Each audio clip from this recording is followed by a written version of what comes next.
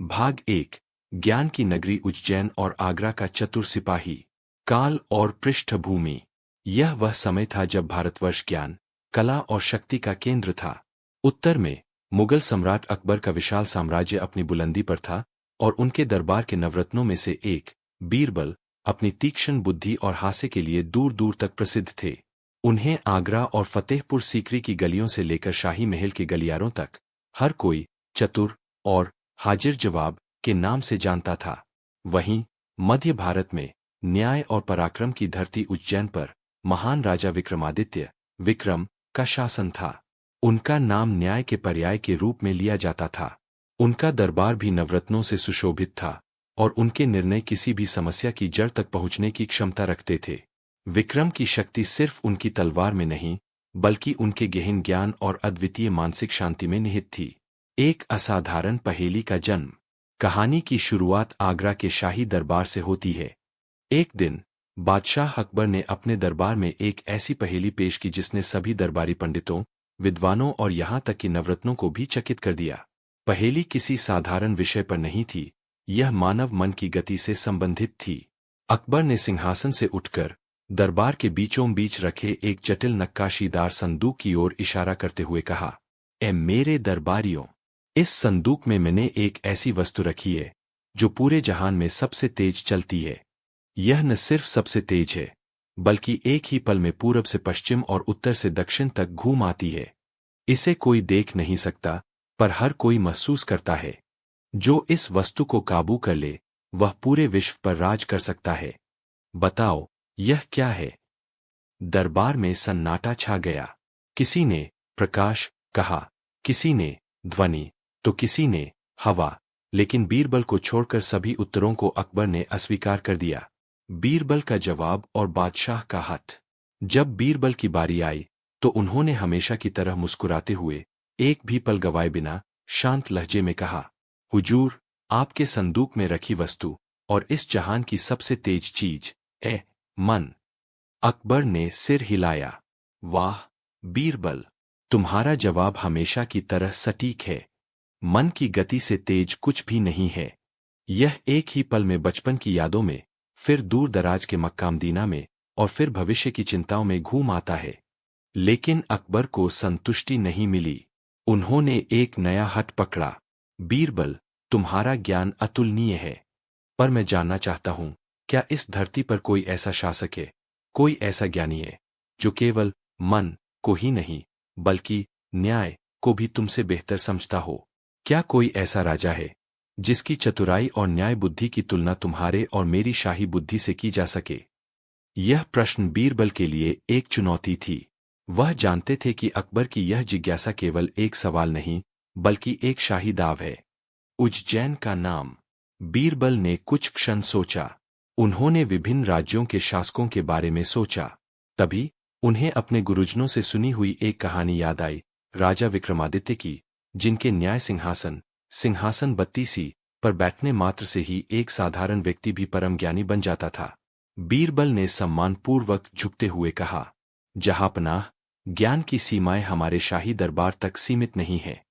अगर कोई ऐसा शासक है जिसकी प्रज्ञा, विजडम, आपकी कसौटी पर खरी उतर सकती है, तो वह है मध्य भारत की नगरी उज्जैन के महाराज विक्रमादित्य। उनके न्याय और उनकी सभा के ज्ञान की गाथाएं मैंने सुनी है। सुना है कि उनकी सभा में आने वाला हर प्रश्न, फिर वह कितना भी जटिल क्यों न हो, उन्हें एक पल में हल हो जाता है। अकबर की आंखों में एक नई चमक आ गई। शानदार! मैं अपनी बुद्धिमत्ता की तुलना उस गुमनाम राजा की बुद्धिमत्ता से करना चाहता हूं। बीरबल, मैं तुम्हें एक शाही दूत के रूप में उज्जैन भेजता हूं। तुम मेरी ओर से विक्रम को एक संदेश दोगे, एक चुनौती दोगे, जो यह साबित करे कि कौन श्रेष्ठ है। बीरबल ने चुनौती स्वीकार की। उन्हें नहीं पता था कि यह यात्रा उन्हें केवल एक नए राजा से ही नहीं मिलाएगी, बल्कि उन्हें जीवन भर याद रखने वाला एक अद्भुत पाठ भी सिखाएगी। भाग 2। आगरा से उज्जैन, बीरबल का गुप्त मिशन। शाही संदेश और बीरबल की तैयारी। अकबर ने बीरबल को जो संदेश दिया, वह जितना सरल था, उतना ही गूढ़ भी। महाराज विक्रमादित्य को मेरा प्रणाम कहना और उनसे पूछना, क्या सत्य और असत्य के बीच की दूरी मापी जा सकती है? अगर हाँ, तो कितनी? जो इस प्रश्न का संतोषजनक उत्तर देगा वह इस जहान का सबसे बड़ा ज्ञानी कहलाएगा। बीरबल ने इस चुनौती को अपने दिमाग में बैठा लिया। उन्होंने तुरंत साधारण यात्री का वेश धारण किया। वह एक अमीर व्यापारी के रूप में दिखने लगे ताकि उनकी शाही पहचान उज्जैन तक पहुंचने से पहले ही उजागर न हो जाए। उन्होंने अपने साथ केवल एक छोटा सा थैला लिया जिसमें उनकी दैनिक आवश्यकता की वस्तुएं और अकबर का शाही पत्र रखा था। मजेदार मोड़। बीरबल अपनी यात्रा के लिए एक बहुत ही आलसी लेकिन अद्भुत नस्ल के घोड़े को चुनते हैं, जिसका नाम उन्होंने तेजरफ्तार, जो वास्तव में बहुत धीरे चलता था, रखा। उन्होंने यह इसलिए किया ताकि वह यात्रा के दौरान जल्दबाजी में न रहें और रास्ते में आने वाले लोगों और समस्याओं का बारीकी से अध्ययन कर सके।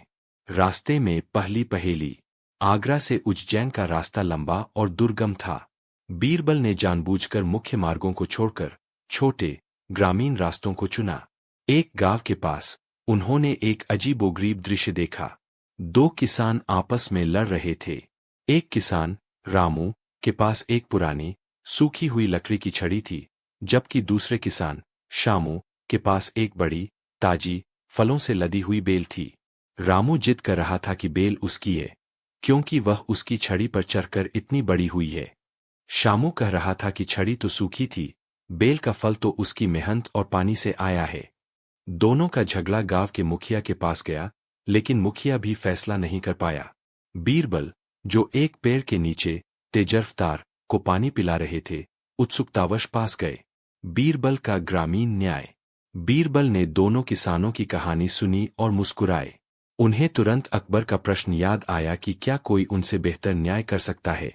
उन्होंने मुखिया से एक तराजू लाने को कहा। बीरबल ने तराजू के एक पल्ले पर सूखी छड़ी रखी। उन्होंने दूसरे पल्ले पर पूरी बेल को काट कर रखा। बेल छड़ी से बहुत भारी थी क्योंकि उसमें फल थे। बीरबल ने कहा, शामू, तुम्हारी बात सही है कि बेल तुम्हारी मेहनत से बड़ी हुई है, लेकिन रामू भी सही है कि यह बेल उसकी छड़ी को आधार बनाकर चढ़ी है। बिना आधार के यह इतनी ऊंचाई तक नहीं पहुंच सकती थी। उन्होंने मुखिया से कहा कि बेल को धीरे धीरे तब तक काटते रहो जब तक कि तराजू का वजन बराबर न हो जाए। जब वजन बराबर हो गया तो बीरबल ने कहा, रामू, जो हिस्सा तुम्हारी छड़ी के वजन के बराबर है वह तुम्हारा। यह बेल के आधार का प्रतिनिधित्व करता है। शामू, बाकी बची हुई फलों से लदी हुई बेल तुम्हारी, क्योंकि यह तुम्हारी मेहनत का फल है। गांव वाले बीरबल की बुद्धि पर चकित रह गए। रामू और शामू दोनों संतुष्ट थे। मुखिया ने पूछा कि वह कौन है, तो बीरबल ने केवल इतना कहा, मैं केवल एक यात्री हूं जो न्याय के एक बेहतर स्रोत की तलाश में हूं। यह घटना बीरबल के लिए एक महत्वपूर्ण अनुभव था। उन्होंने महसूस किया कि सच्चा न्याय केवल नियमों पर नहीं, बल्कि संतुष्टि के संतुलन पर आधारित होता है।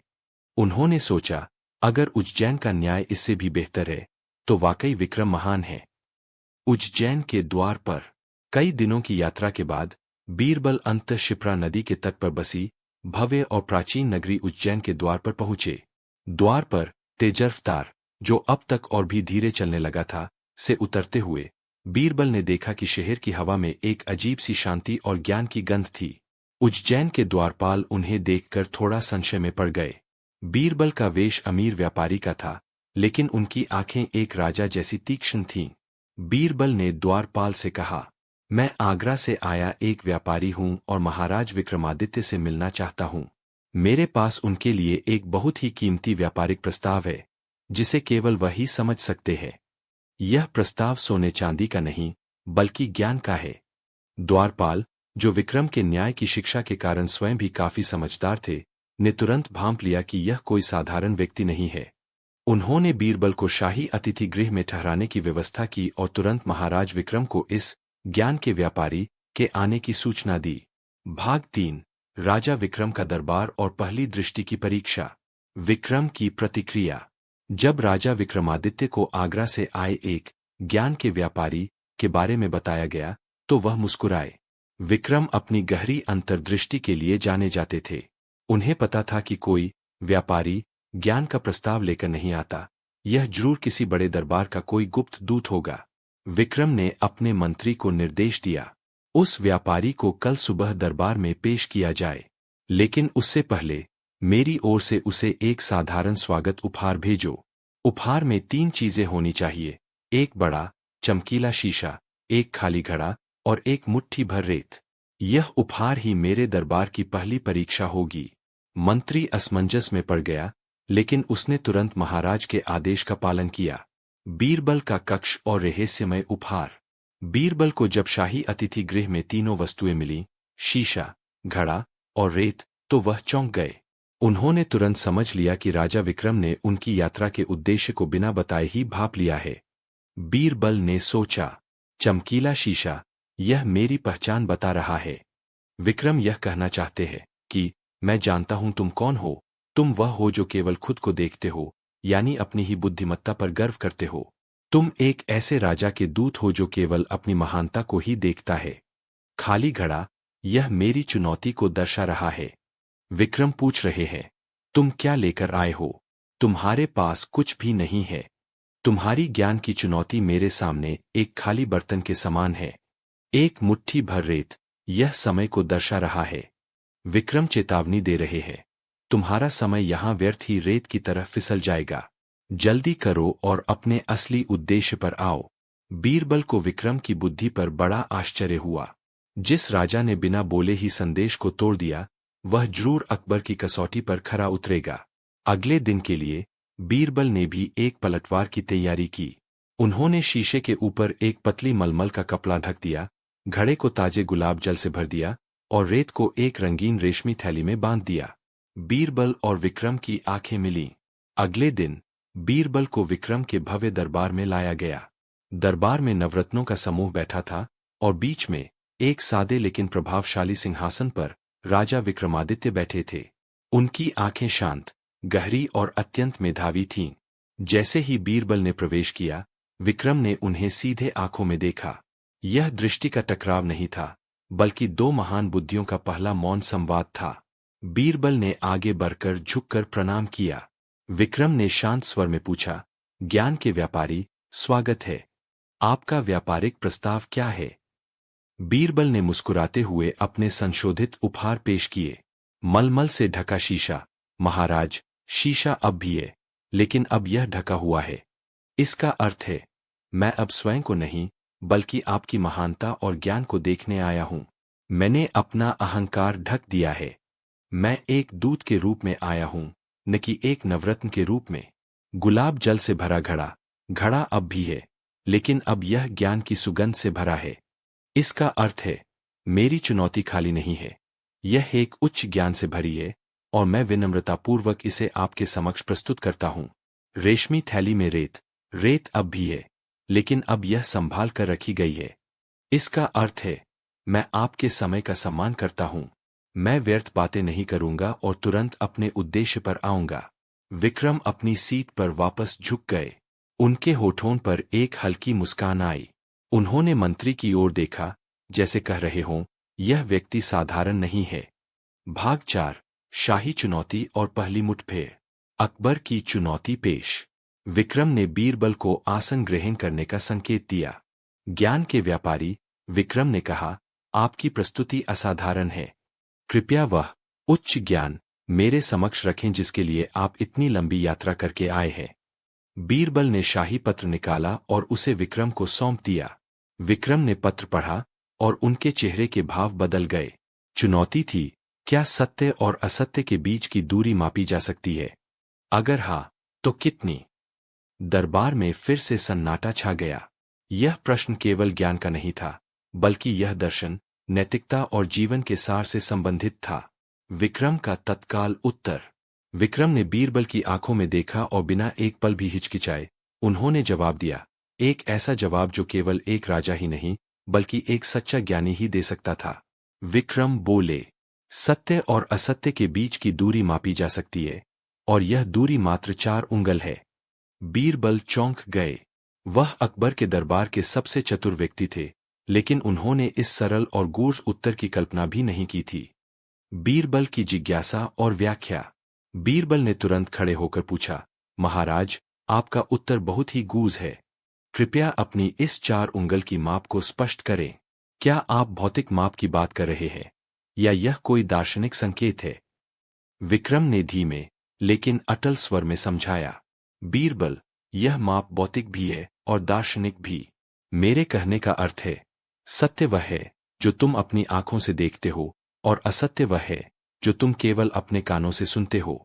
विक्रम ने अपने सिर की ओर इशारा करते हुए कहा, तुम्हारी आंखें जो देखती है और तुम्हारे कान जो सुनते हैं के बीच की दूरी मापो। यह दूरी अधिकतम 4 उंगल की होती है। अक्सर लोग सुनी सुनाई बातों, असत्य पर तुरंत विश्वास कर लेते हैं, लेकिन अपनी आंखों के देखे सत्य पर भी संदेह करते हैं। एक बुद्धिमान व्यक्ति वही है जो सुनी हुई बात पर तब तक विश्वास नहीं करता जब तक वह उसे अपनी आंखों से देख न ले।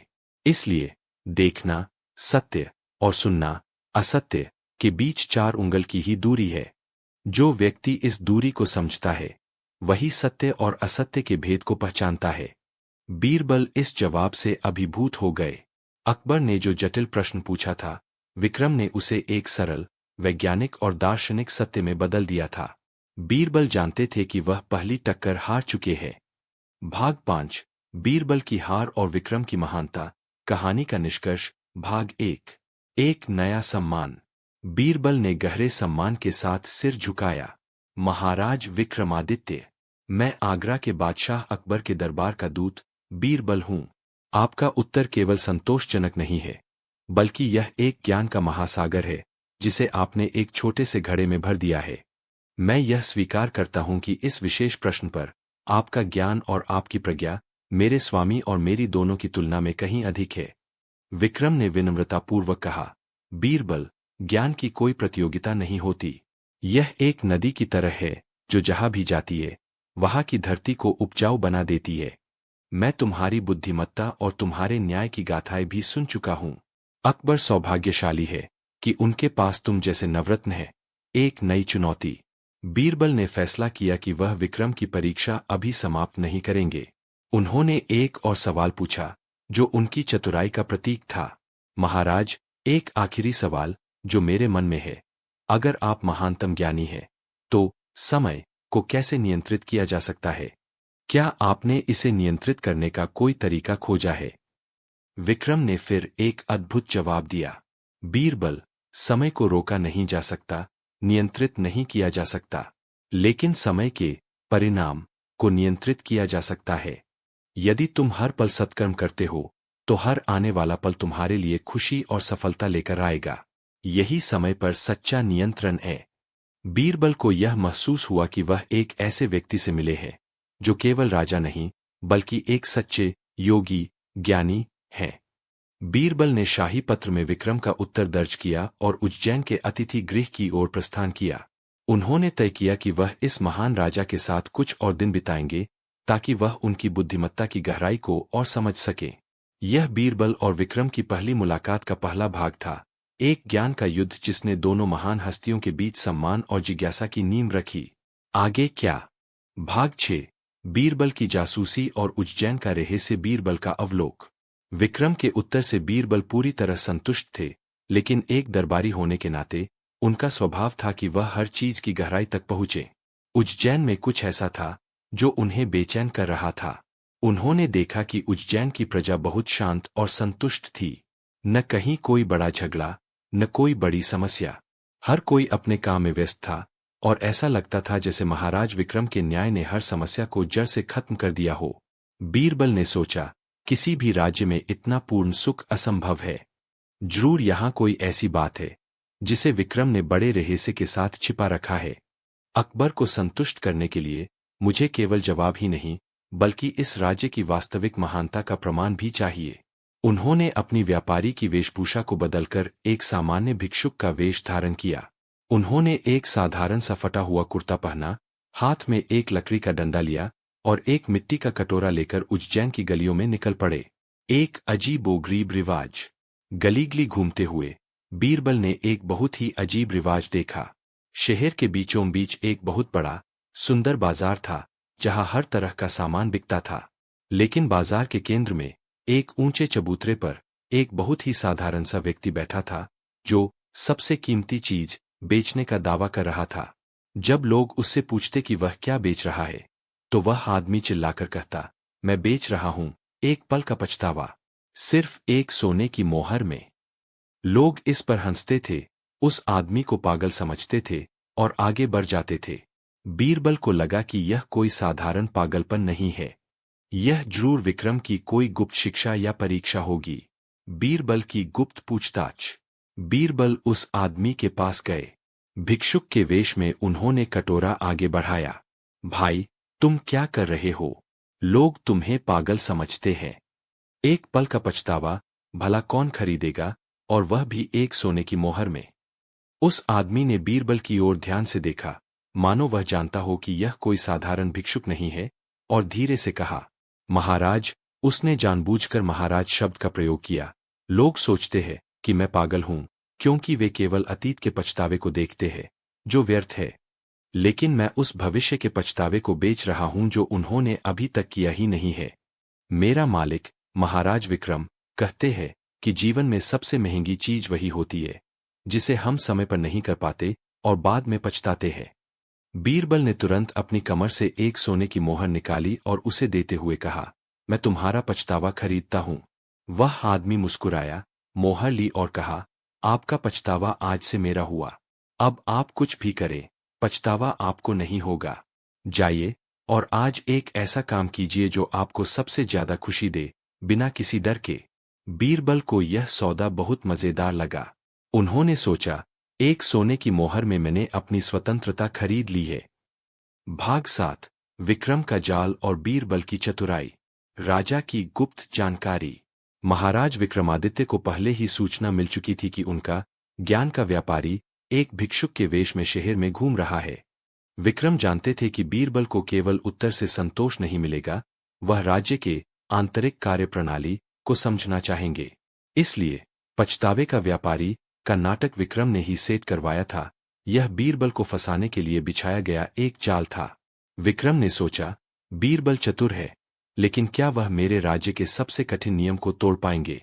यदि वह तोड़ेंगे तो मैं उन्हें दंड दूंगा, और यदि वह नहीं तोड़ेंगे तो मुझे पता चलेगा कि वह आत्मनियंत्रण में मुझसे बेहतर है। आधी रात की चोरी। उज्जैन का एक बहुत ही सख्त नियम था जो विक्रम ने स्वयं बनाया था।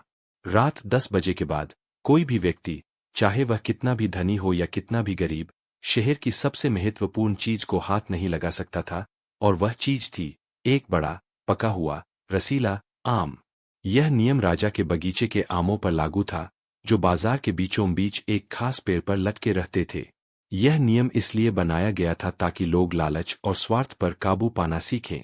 बीरबल, जिन्होंने अभी अभी पछतावा एक सोने की मोहर में बेचा था, ने सोचा, आज मुझे कोई पछतावा नहीं होगा। उस आदमी ने कहा कि मैं वह काम करूं जो मुझे सबसे ज्यादा खुशी दे। बीरबल को आम बहुत पसंद थे।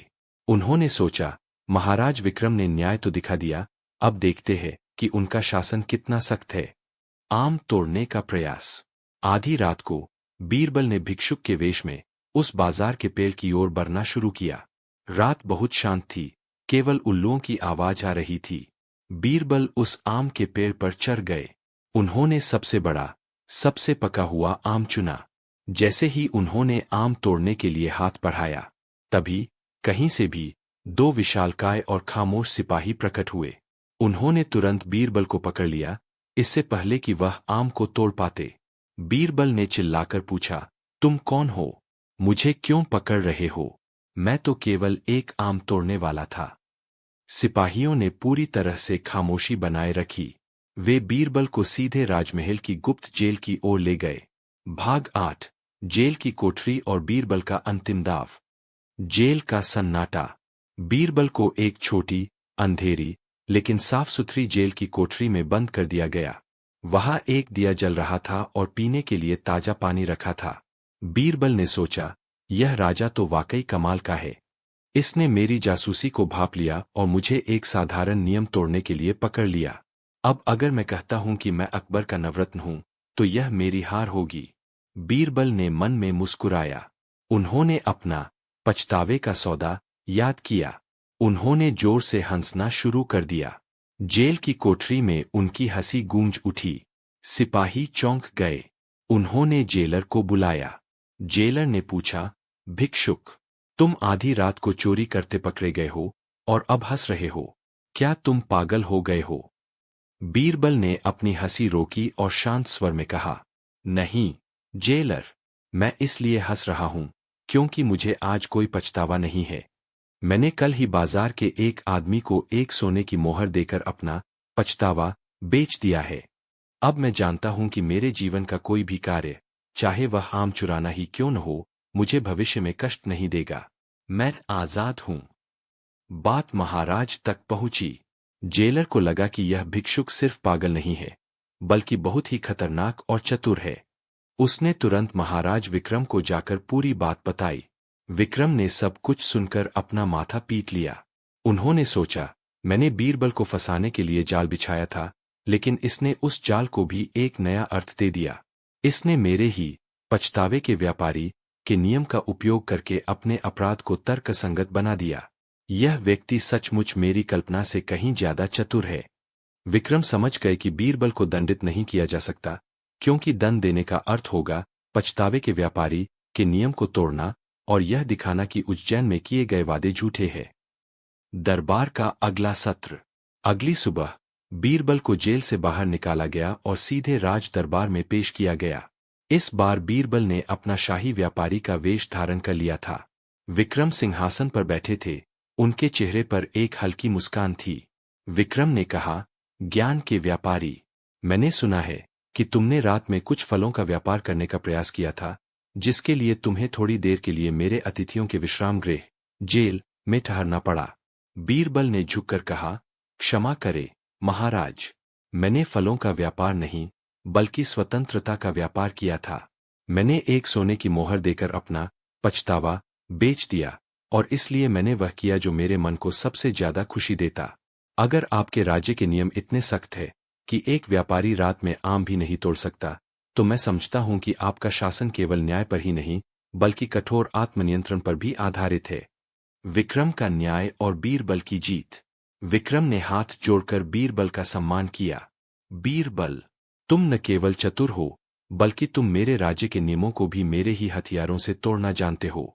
तुमने सिद्ध कर दिया कि एक बुद्धिमान व्यक्ति हर नियम के पीछे के दर्शन को समझता है। मैं तुम्हें इस चोरी के लिए दंड नहीं दे सकता, क्योंकि तुमने अपने पछतावे का सौदा पहले ही कर लिया था। अगर मैं तुम्हें दंड देता, तो मेरे राज्य में यह संदेश जाता कि पछतावा बेचने वाला व्यापारी झूठा है, और इससे प्रजा का मुझ पर से विश्वास उठ जाता। विक्रम ने हंसते हुए घोषणा की, बीरबल, तुम जीत गए।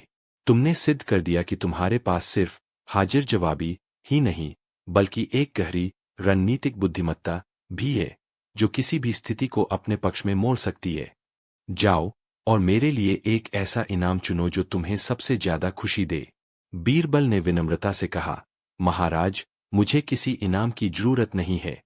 मुझे बस एक चीज की जरूरत है, आपके न्याय की एक मूर्ति।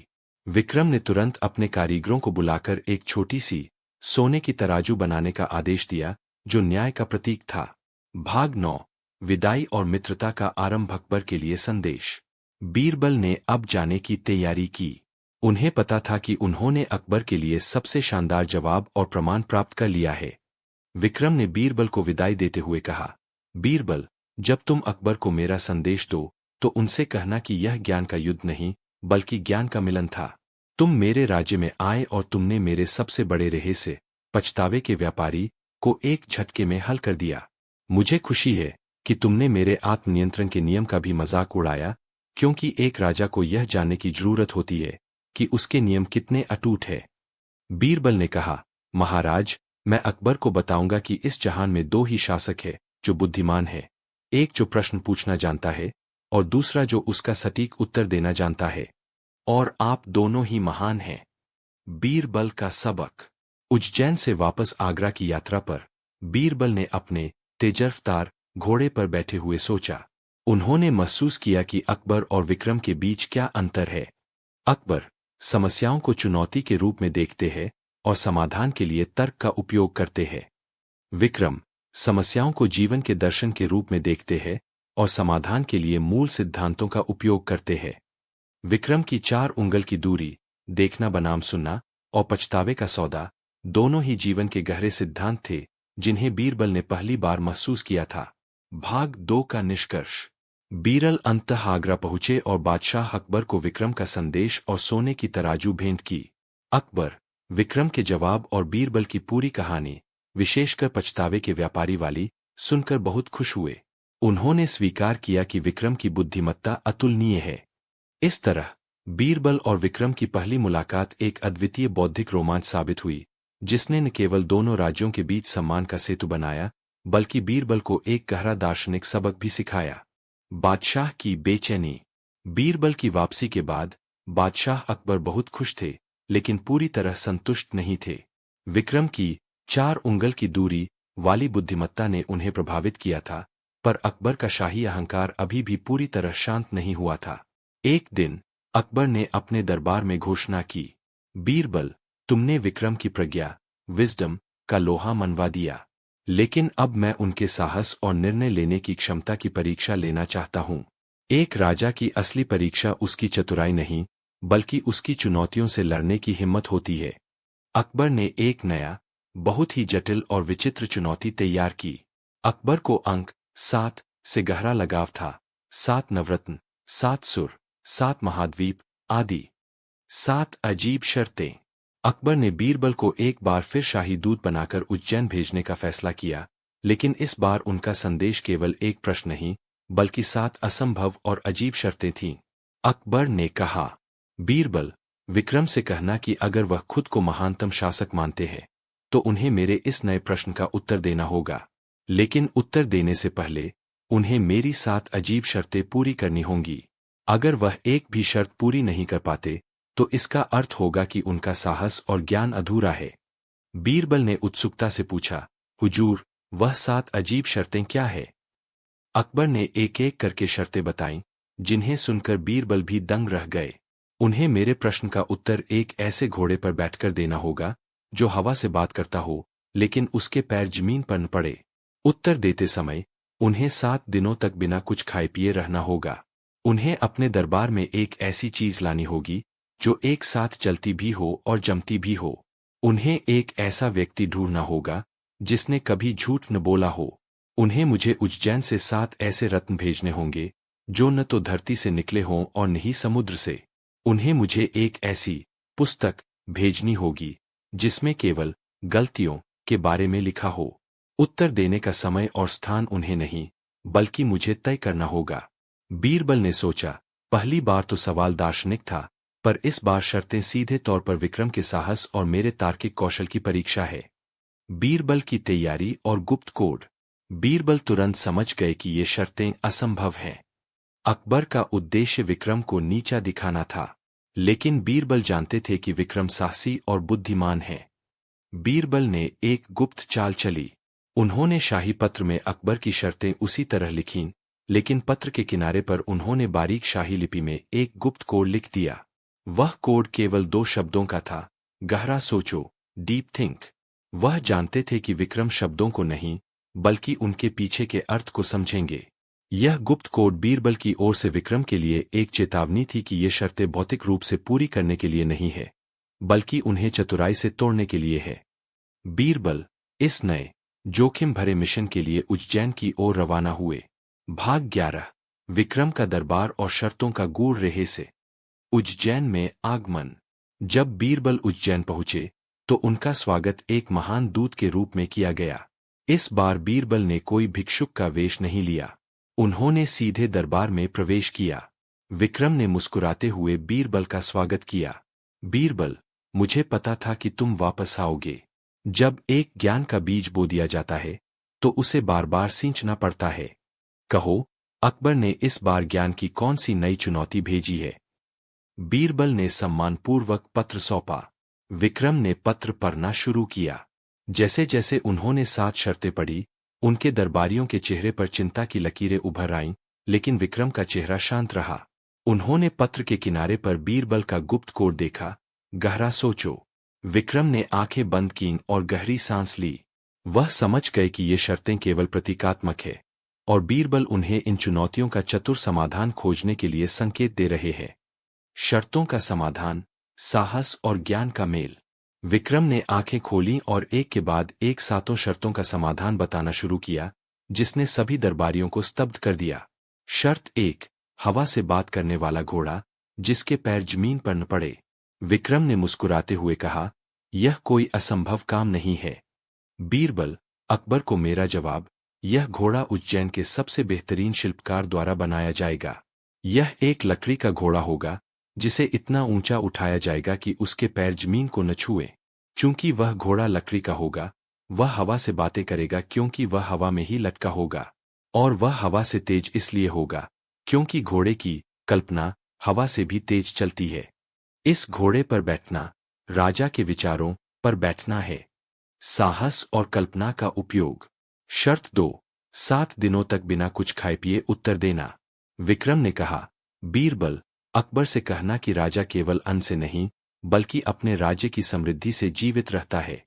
मैं 7 दिनों तक केवल अपने राज्य के लोगों की खुशी के बारे में सोचूंगा। मेरी प्रजा की खुशी ही मेरा अन्न और मेरा जल है। एक राजा के लिए प्रजा की संतुष्टि ही सबसे बड़ी ऊर्जा है। नैतिक साहस का प्रदर्शन। शर्त 3, एक ऐसी चीज जो जलती भी हो और जमती भी हो। विक्रम ने कहा, बीरबल, इसका उत्तर बहुत सरल है। वह चीज है मानव क्रोध। क्रोध एक पल में सब कुछ जलाकर राख कर देता है। शर्त 3 का जलना। लेकिन जब यह क्रोध ठंडा पड़ जाता है तो यह व्यक्ति के हृदय में एक कठोर कड़वाहट या प्रतिशोध के रूप में जम जाता है। शर्त 3 का जमना। मैं अपने दरबार में एक ऐसे व्यक्ति को लाऊंगा जिसने अभी अभी अपने क्रोध पर काबू पाया हो। भावनात्मक बुद्धिमत्ता। शर्त 4, एक ऐसा व्यक्ति जिसने कभी झूठ न बोला हो। विक्रम ने कहा, दुनिया में ऐसा कोई इंसान नहीं है जिसने कभी झूठ न बोला हो। इसलिए मैं एक नवजात शिशु को दरबार में लाऊंगा, क्योंकि जब तक कोई बच्चा बोलना नहीं सीखता तब तक वह झूठ बोलना भी नहीं सीखता। सत्य की पवित्रता केवल तभी तक बनी रहती है जब तक शब्दों का आगमन नहीं होता। दार्शनिक गहराई। शर्त 5, 7 ऐसे रत्न जो न तो धरती से निकले हों और न ही समुद्र से। विक्रम ने कहा, मेरे पास है। वह 7 रत्न है, प्रजा का विश्वास, राजा का न्याय, मंत्री का विवेक, सिपाही की वफादारी, किसान का श्रम, कवि का ज्ञान और साधु की तपस्या। ये रत्न न धरती से निकलते हैं और न समुद्र से बल्कि मानव चरित्र की शुद्धता से निकलते हैं। मूल्यों का साहस। शर्त 6, एक ऐसी पुस्तक जिसमें केवल गलतियों के बारे में लिखा हो। विक्रम ने कहा, बीरबल, तुम यह पुस्तक अपने साथ आगरा ले जाओगे। यह पुस्तक है जीवन। मनुष्य का पूरा जीवन ही एक ऐसी पुस्तक है जिसमें हम हर पल कोई न कोई गलती करते हैं और उनसे सीखते हैं। इस पुस्तक का नाम होगा अनुभव। इसका हर पन्ना हर व्यक्ति की पिछली गलतियों और उनसे सीखे गए सबक से भरा है। आत्मस्वीकृति का साहस। शर्त 7, उत्तर देने का समय और स्थान अकबर तय करेगा। विक्रम ने जोर से हंसते हुए कहा, वाह, यह शर्त सबसे मजेदार है। बीरबल, अकबर से कहना कि वह समय और स्थान तय कर ले। लेकिन मेरा उत्तर यह है, समय और स्थान दोनों मेरी सोच के गुलाम हैं। जब भी मुझे उत्तर देना होगा वह मेरे मन में होगा और मेरे मन के लिए कोई भौगोलिक सीमा नहीं है। जब अकबर जवाब चाहेंगे मैं आंखें बंद करके मन में ही जवाब दे दूंगा। राजा का मन ही सबसे बड़ा दरबार होता है। आत्मविश्वास का चरम। विक्रम ने बीरबल को देखा। बीरबल, जाओ और अकबर से कहो कि मैंने उनकी 7 शर्तें पूरी कर दी है। अब वह अपना असली प्रश्न पूछे। भाग 12। आगरा में धमाका और बीरबल का चतुराई का पुल। अकबर का आश्चर्य। जब बीरबल आगरा लौटे और उन्होंने विक्रम के 7 समाधान अकबर के सामने रखे तो पूरे दरबार में सन्नाटा छा गया। दरबारी पंडितों ने माना कि ये समाधान केवल साहसी और अत्यंत ज्ञानी राजा ही दे सकता है। अकबर दंग रह गए। वाह बीरबल, उस विक्रम ने तो मेरी शर्तों को मेरे ही हथियारों से तोड़ दिया। उसने हर असंभव शर्त को एक दार्शनिक या प्रतीकात्मक अर्थ देकर उसे संभव बना दिया। उसका साहस केवल तलवार चलाने में नहीं है बल्कि कठिन परिस्थितियों में शांत रहकर सोचने में है। अकबर का असली प्रश्न। अकबर ने अब हार मान ली। उन्होंने महसूस किया कि विक्रम केवल एक शासक नहीं बल्कि ज्ञान का एक महासागर है। अब उन्होंने अपना असली प्रश्न पूछा जो उनकी सबसे बड़ी चिंता थी। अकबर ने कहा, बीरबल, अब तुम मेरा अंतिम प्रश्न विक्रम तक पहुंचाओ। यह केवल एक प्रश्न नहीं, बल्कि एक राजा की चिंता है। वह कौन सा सबसे बड़ा डर है जो एक राजा को पूरी जिंदगी सताता है? जो इस डर को पहचान लेगा, वही सबसे महान राजा कहलाएगा। बीरबल की चतुराई का अंतिम प्रयोग। बीरबल जानते थे कि इस प्रश्न का उत्तर देना बहुत मुश्किल है, क्योंकि राजा के डर व्यक्तिगत होते हैं। लेकिन बीरबल ने फैसला किया कि वह इस बार बीच का रास्ता अपनाएंगे। वह वापस उज्जैन नहीं गए। उन्होंने एक अजीबोगरीब घोषणा करवाई। बीरबल ने एक बहुत ही अनुभवी और विश्वसनीय संदेशवाहक को उज्जैन भेजा। संदेशवाहक एक विशेष पोशाक पहने था, जिस पर अकबर का शाही चिन्ह था। बीरबल ने संदेशवाहक को आदेश दिया, तुम महाराज विक्रम के दरबार में जाओगे और उनसे कहोगे कि बादशाह अकबर ने उनसे उनका सबसे बड़ा डर पूछा है, लेकिन तुम्हें उत्तर सुनते ही तुरंत वापस नहीं आना है। तुम्हें उत्तर सुनने के बाद जानबूझकर जमीन पर गिरकर वह संदेश वाला पत्र फाड़ देना है। संदेशवाहक ने ऐसा ही किया। वह विक्रम के दरबार में गया, प्रश्न पूछा, उत्तर सुना, और जैसे ही विक्रम ने उत्तर देना समाप्त किया, संदेशवाहक ने जानबूझकर जमीन पर गिरकर पत्र फाड़ दिया। विक्रम का उत्तर और बीरबल की चतुराई। जब संदेशवाहक ने पत्र फाड़ा, तो विक्रम ने बिना कोई प्रतिक्रिया दिए केवल मुस्कुराया। विक्रम ने संदेशवाहक से कहा, जाओ, अकबर से कहना कि मेरा उत्तर है विश्वासघात। संदेशवाहक वापस आगरा आया। बीरबल ने उसे दरबार में अकबर के सामने पेश किया। अकबर ने पूछा, संदेशवाहक, क्या विक्रम ने मेरे प्रश्न का उत्तर दिया? संदेशवाहक ने कहा, हाँ जहांपनाह। महाराज विक्रम ने उत्तर दिया कि राजा का सबसे बड़ा डर विश्वासघात होता है। अकबर ने संतोष व्यक्त किया, हाँ, यह सच है। एक राजा को हमेशा अपनों के विश्वासघात का डर रहता है। लेकिन अकबर ने पूछा, तुम्हारी पोशाक फटी हुई क्यों है और वह पत्र कहाँ है? संदेशवाहक ने सिर झुकाकर कहा, जहांपनाह, मैं जानबूझकर गिर गया था और वह पत्र फट गया था। मैं यह दिखाना चाहता था कि मैं कितना लापरवाह हूं। बीरबल ने तुरंत बीच में हस्तक्षेप किया। यह बीरबल की चतुराई का चरम था। बीरबल ने कहा, हुजूर, विक्रम का उत्तर सिर्फ विश्वासघात नहीं था। उनका उत्तर दो भागों में था। भाग एक, शब्द, राजा का सबसे बड़ा डर है विश्वासघात। भाग दो, कार्य, उन्होंने संदेशवाहक के पत्र फाड़ने और जानबूझकर गिरने की क्रिया को देखकर भी कोई गुस्सा नहीं किया। इसका अर्थ है, राजा का सबसे बड़ा डर विश्वासघात ही है, लेकिन एक सच्चा राजा इस डर पर भी काबू रखता है और अपने सेवकों की छोटी गलतियों को नजरअंदाज करता है। बीरबल ने आगे कहा, विक्रम ने यह भी सिद्ध कर दिया कि वह यह जानते थे कि यह एक चाल थी, क्योंकि संदेशवाहक ने जानबूझकर गिरने की बात कही, फिर भी उन्होंने उस पर भरोसा किया। इससे यह सिद्ध होता है कि एक सच्चा राजा विश्वासघात के डर पर भी विश्वास से जीत हासिल कर लेता है। अकबर इस व्याख्या से पूरी तरह से संतुष्ट हुए। बीरबल ने न केवल विक्रम का उत्तर दिया, बल्कि संदेशवाहक के कार्य को भी विक्रम के साहस और क्षमा के प्रमाण में बदल दिया। भाग 13, महागाथा का अंतिम मोड़ और अंतिम सबक, अकबर की महानता की स्वीकृति। अकबर ने सिंहासन से उठकर बीरबल को गले लगाया। बीरबल, तुम चतुर नहीं, बल्कि विचारों के जादूगर हो। तुमने विक्रम के साहसी ज्ञान और अपनी चतुर बुद्धि से यह सिद्ध कर दिया कि इस जहान में कोई भी व्यक्ति दूसरे से श्रेष्ठ या छोटा नहीं है। हम दोनों, अकबर और विक्रम, दो अलग अलग तरह के शासक हैं, लेकिन हम दोनों की महानता इस बात में है कि हम अपने दरबारियों पर भरोसा करते हैं। अकबर ने एक शाही फरमान जारी किया, जिसमें उन्होंने उज्जैन के राजा विक्रमादित्य को ज्ञान का सच्चा सम्राट घोषित किया और उन्हें एक बहुमूल्य भेंट भेजी, बीरबल और विक्रम का अंतिम संदेश। बीरबल ने अकबर के इस फैसले को विक्रम तक पहुंचाया। जब विक्रम को अकबर की ओर से सम्मान मिला, तो उन्होंने बीरबल से कहा, बीरबल, तुमने जो चतुराई का पुल बनाया, वह मेरे साहस से ज्यादा मजबूत निकला। तुमने सिद्ध कर दिया कि बुद्धि शारीरिक बल पर भारी पड़ती है। अगर अकबर एक शक्तिशाली नदी है, तो तुम वह नहर हो जो नदी के प्रवाह को सही दिशा देती है। बीरबल ने जवाब दिया, और आप, महाराज, वह विशाल पर्वत है जो नदी को अपना रास्ता दिखाता है, चाहे नदी कितनी भी तेज क्यों न हो। मेरी चतुराई एक क्षण का विचार है, लेकिन आपका साहस और ज्ञान युगों तक याद रखा जाएगा। कहानी का निष्कर्ष और अंतिम शब्द गन्ना। बीरबल और विक्रम की यह काल्पनिक पहली मुलाकात, जो एक बौद्धिक युद्ध के रूप में शुरू हुई थी, अंततः एक महान सम्मान और समझदारी की कहानी के रूप में समाप्त हुई। इस पूरी गाथा ने सिद्ध किया कि चतुरता, बीरबल, सबसे जटिल समस्याओं को भी एक सरल, तार्किक उत्तर में बदल सकती है। साहस और ज्ञान, विक्रम, सबसे असंभव चुनौतियों को भी एक गहरे दार्शनिक अर्थ में बदल सकता है।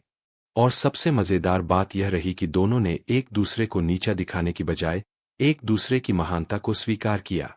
शब्द गन्ना, अनुमानित। राज दरबार में आया विक्रम, एक अद्भुत गाथा। भाग 4, महान सम्राटों का मिलन। भाग 14, निमंत्रण और अकबर का भव्य अहंकार। दोस्ती का शाही प्रस्ताव। विक्रम के ज्ञान और साहस से पूरी तरह प्रभावित होने के बाद बादशाह अकबर ने बीरबल को फिर से उज्जैन भेजा। लेकिन इस बार यह कोई चुनौती नहीं, बल्कि एक शाही निमंत्रण था। अकबर ने संदेश भेजा, महाराज विक्रमादित्य, मैंने आपकी प्रज्ञा का लोहा माना। ज्ञान और न्याय की यह दूरी समाप्त होनी चाहिए। मैं चाहता हूं कि आप आगरा पधारें और मेरे नवरत्नों के बीच मेरे शाही सिंहासन पर एक दिन के लिए विराजमान हों। मैं देखना चाहता हूं कि आपकी उपस्थिति मेरे दरबार के ज्ञान और गौरव को कितना बढ़ाती है। बीरबल ने उज्जैन पहुंचकर यह संदेश विक्रम को दिया। विक्रम मुस्कुराए। बीरबल, अकबर एक महान सम्राट है, पर उनका अहंकार अभी भी शांत नहीं हुआ है। वह मुझे अपने दरबार में बुलाकर यह साबित करना चाहते हैं कि चाहे मैं कितना भी ज्ञानी क्यों हो, अंतिम सिंहासन तो उन्हीं का है। बीरबल ने कहा, महाराज, आप सही कहते हैं, लेकिन अगर आप यह निमंत्रण स्वीकार करते हैं, तो आप यह भी सिद्ध कर देंगे कि ज्ञान की कोई सीमा नहीं होती और एक ज्ञानी व्यक्ति को किसी भी सिंहासन या दरबार की आवश्यकता नहीं होती। विक्रम ने चुनौती स्वीकार की।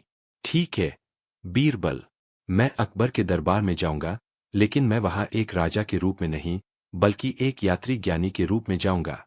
मेरी उपस्थिति अकबर को यह सबक सिखाएगी कि सत्ता क्षणभंगुर है, पर ज्ञान अनंत। विक्रम की अनोखी शर्त। विक्रम ने आगरा जाने के लिए एक अनोखी शर्त रखी। मैं आगरा जरूर आऊंगा, लेकिन उस दिन अकबर को यह घोषणा करनी होगी कि राज्य का हर निवासी उस दिन मुझसे अपनी किसी भी समस्या का समाधान मुफ्त में मांग सकता है। अगर कोई भी व्यक्ति मेरे न्याय से असंतुष्ट हुआ, तो मैं आगरा को छोड़ दूंगा और अकबर यह स्वीकार करेंगे कि उनका साम्राज्य पूर्ण नहीं है। बीरबल ने यह शर्त अकबर तक पहुंचाई। अकबर पहले तो झल्लाए, लेकिन बीरबल ने समझाया, हुजूर, यह शर्त विक्रम के साहस का प्रमाण है। वह बिना तैयारी के एक ऐसे राज्य की समस्याओं का समाधान करना चाहते हैं जिसके बारे में उन्हें कुछ नहीं पता। अकबर ने शर्त मान ली। आगरा में अभूतपूर्व तैयारी शुरू हुई। भाग 15, आगरा दरबार। दो सम्राट एक मंच पर। विक्रम का सादगी भरा प्रवेश। विक्रम आगरा पहुंचे। उन्होंने जानबूझकर अपने साथ कोई शाही लावलश्कर नहीं लाया। वह केवल अपने एक प्रमुख मंत्री और एक साधारण अंगरक्षक के साथ आए। उनका वेशभूषा एक साधारण, उच्च विचार वाले विद्वान की थी, न कि एक महान राजा की। जिस दिन विक्रम को दरबार में आना था, अकबर ने पूरी शानो शौकत बिखेर दी। नवरत्न अपने स्थान पर विराजमान थे और बीरबल उत्सुकता से इंतजार कर रहे थे। जब विक्रम ने प्रवेश किया, तो दरबार में एक अजीब सी शांति छा गई। वह बिना किसी अभिमान के सीधे अकबर के पास गए और उन्हें सम्मानपूर्वक प्रणाम किया। अकबर ने सिंहासन से उठकर विक्रम को गले लगाया और उन्हें अपने दाहिने हाथ की ओर, अपने से थोड़ा नीचे, लेकिन एक विशेष अलंकृत सिंहासन पर बैठाया। अकबर का गुप्त निर्देश। अकबर ने धीरे से बीरबल के कान में फुसफुसाया, बीरबल, मैंने विक्रम को बहुत सम्मान दिया है, पर मैं चाहता हूं कि मेरे दरबार की प्रतिष्ठा बनी रहे। तुम अपनी चतुराई से कुछ ऐसे प्रश्न पूछो या ऐसी परिस्थितियां बनाओ जिनसे यह सिद्ध हो कि विक्रम का न्याय केवल उज्जैन तक ही सीमित है। आगरा की जटिल समस्याओं के लिए वह तैयार नहीं है। बीरबल ने मुस्कुराते हुए कहा, हुजूर, मैं वही करूंगा जो दरबार के गौरव के लिए उचित होगा। लेकिन याद रखें, विक्रम एक राजा है। वह चतुरता से ज्यादा न्याय और साहस से जवाब देंगे। राजदरबार का पहला केस, व्यापारी की उलझन। अकबर ने घोषणा की, आज के दिन महाराज विक्रमादित्य हमारे शाही मेहमान और मुख्य न्यायाधीश है। आज की पहली समस्या पेश की जाए। एक धनी व्यापारी, जिसे अकबर ने गुप्त रूप से तैयार किया था, सामने आया। व्यापारी की समस्या, हुजूर ए आला, मैंने एक बहुत ही अनुभवी मूर्तिकार को 3 हूबहू मूर्तियां बनाने का आदेश दिया था। मैंने उसे हर मूर्ति के लिए 1000 सोने के सिक्के दिए। लेकिन जब मैंने मूर्तियां लीं, तो मैंने पाया कि तीनों मूर्तियां एकदम एक जैसी है, लेकिन उनका मूल्य अलग अलग है। मूर्तिकार कहता है कि तीनों का मूल्य 1000 है, लेकिन मुझे पता है कि उनमें से एक मूर्तिकार की सबसे बेहतरीन कलाकृति है। मैं जानना चाहता हूं कि कौन सी मूर्ति ज्यादा कीमती है और क्यों। पूरा दरबार चकित था। मूर्तियां सचमुच एक जैसी थीं, समान आकार, समान रंग, समान वजन। विक्रम ने मूर्तियां ध्यान से देखीं। विक्रम का समाधान, चरित्र का परीक्षण। बीरबल ने सोचा कि यह विक्रम के लिए एक बड़ी मुश्किल है, क्योंकि उन्होंने मूर्तिकला का अध्ययन नहीं किया होगा। विक्रम ने बिना विचलित हुए दरबार के एक चपरासी को बुलाया। उन्होंने उसके कान में कुछ फुसफुसाया। चपरासी थोड़ी देर बाद 3 बहुत ही महीन धागे लेकर आया। विक्रम ने पहला धागा उठाया और पहली मूर्ति के कान में डाला। धागा मूर्ति के दूसरे कान से बाहर निकल गया। विक्रम ने दूसरा धागा उठाया और दूसरी मूर्ति के कान में डाला। धागा मूर्ति के मुंह से बाहर निकल गया। विक्रम ने तीसरा धागा उठाया और तीसरी मूर्ति के कान में डाला। धागा मूर्ति के अंदर ही रह गया। विक्रम ने फैसला सुनाया, व्यापारी, तुम्हारी तीसरी मूर्ति सबसे कीमती है और इसका मूल्य 3000 सोने के सिक्के होना चाहिए। पहली और दूसरी मूर्ति का मूल्य केवल 1000 है। विक्रम की व्याख्या। पहली मूर्ति वह है जो एक कान से सुनती है और दूसरे कान से निकाल देती है।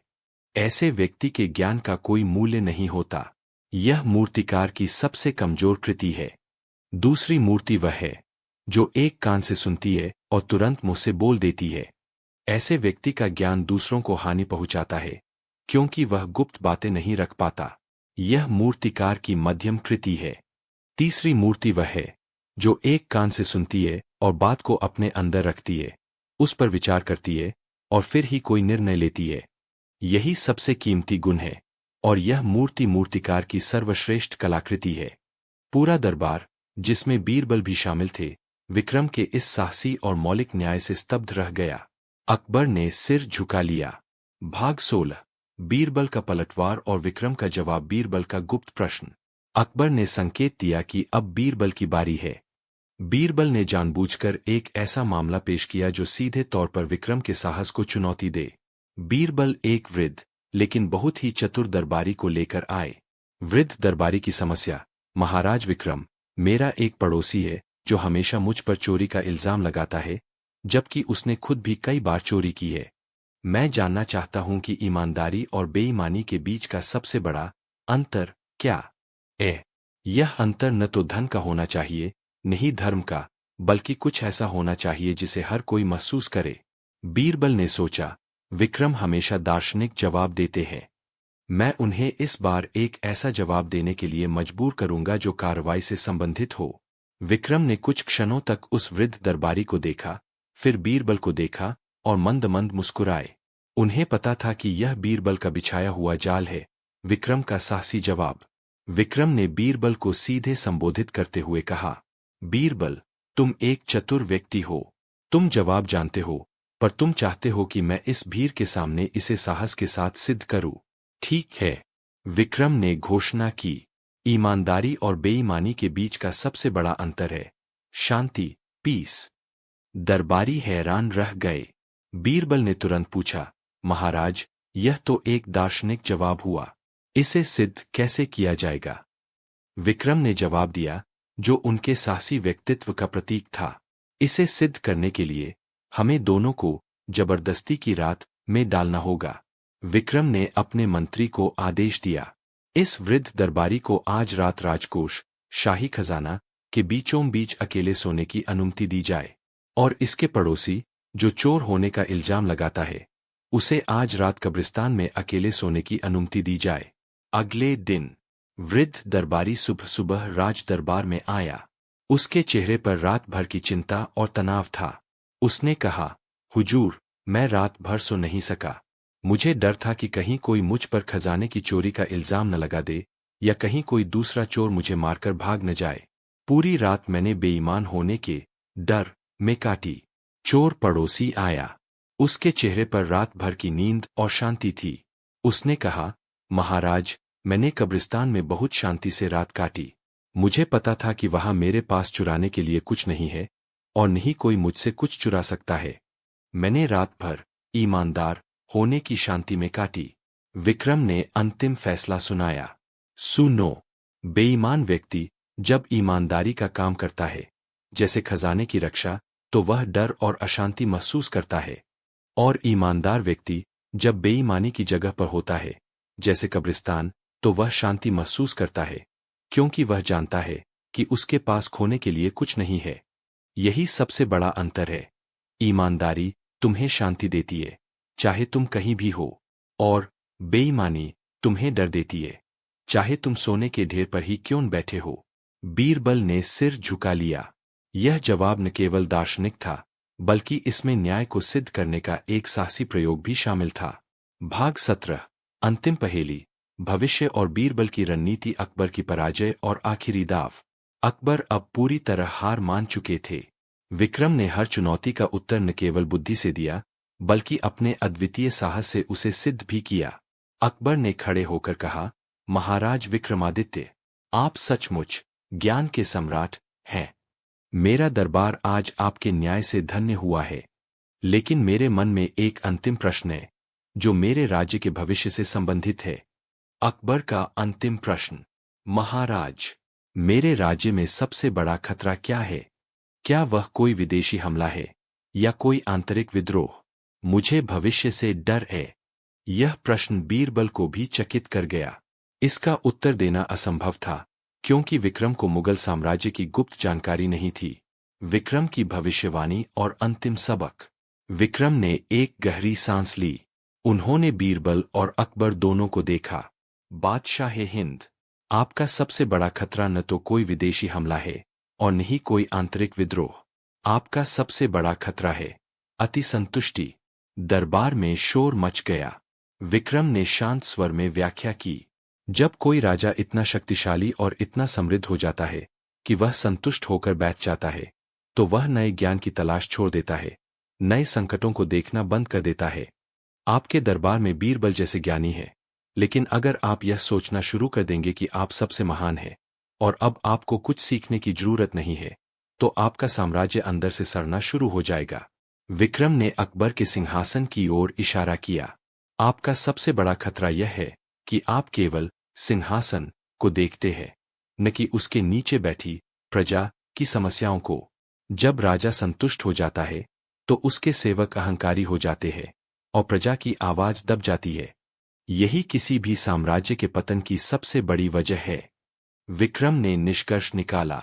जब तक आप हर दिन उठकर यह महसूस करते रहेंगे कि आपको अभी भी बहुत कुछ सीखना है, और जब तक आप बीरबल जैसे लोगों को चुनौती देने की अनुमति देते रहेंगे, तब तक आपका साम्राज्य सुरक्षित है। संतुष्टि ही मौत है। बीरबल की चतुराई का अंतिम कार्य। अकबर ने सिर झुका लिया। वह पूरी तरह से निहत्थे थे, लेकिन बीरबल ने इस पल को यादगार बनाने के लिए एक अंतिम चतुराई दिखाई।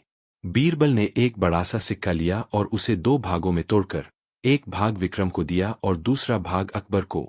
बीरबल ने कहा, हुजूर और महाराज, आप दोनों की महानता अलग अलग है, पर आप दोनों एक सिक्के के 2 पहलू हैं।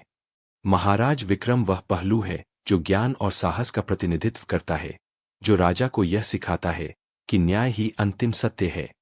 बादशाह अकबर वह पहलू है जो सत्ता और शासन का प्रतिनिधित्व करता है, जो राजा को यह सिखाता है कि शक्ति का उपयोग ज्ञान और न्याय के लिए कैसे किया जाए। जब तक ये दोनों पहलू, ज्ञान और सत्ता, एक दूसरे का सम्मान करते रहेंगे, तब तक भारतवर्ष में ज्ञान का साम्राज्य बना रहेगा। भाग 18, विदाई और मित्रता की स्थापना। 2 महान आत्माओं की विदाई। विक्रम ने आगरा में एक दिन रहकर अपने वादे के अनुसार कई आम लोगों की समस्याओं का समाधान किया और हर कोई उनके न्याय से संतुष्ट हुआ। विदाई के समय अकबर ने विक्रम को एक बहुमूल्य भेंट देने की पेशकश की। विक्रम ने नम्रता से मना कर दिया। बादशाह सलामत, मुझे आपसे कोई भेंट नहीं चाहिए। मुझे बस एक ही भेंट चाहिए। जब भी बीरबल आपको कोई नई चुनौती दे, तो आप बिना झिझक के उसे स्वीकार करें। ज्ञान का मार्ग केवल चुनौती से ही खुलता है। अकबर ने वादा। विक्रम उज्जैन लौट गए और बीरबल को अकबर के दरबार में पहले से भी अधिक सम्मान मिला। इस महागाथा ने सिद्ध किया कि चतुर बीरबल अपनी चतुराई से समस्याओं को तोड़ते हैं और हर स्थिति में तार्किक समाधान खोजते हैं। बुद्धि का प्रयोग। साहसी विक्रम अपने साहस और दार्शनिक ज्ञान से समस्याओं को एक नया अर्थ देते हैं और यह सिद्ध करते हैं कि न्याय और शांति आंतरिक गुणों से आती है। ज्ञान और साहस का प्रयोग। यह कहानी चतुरता, साहस, न्याय और विनम्रता के मिलन की कहानी थी। शब्द गणना। अनुमानित।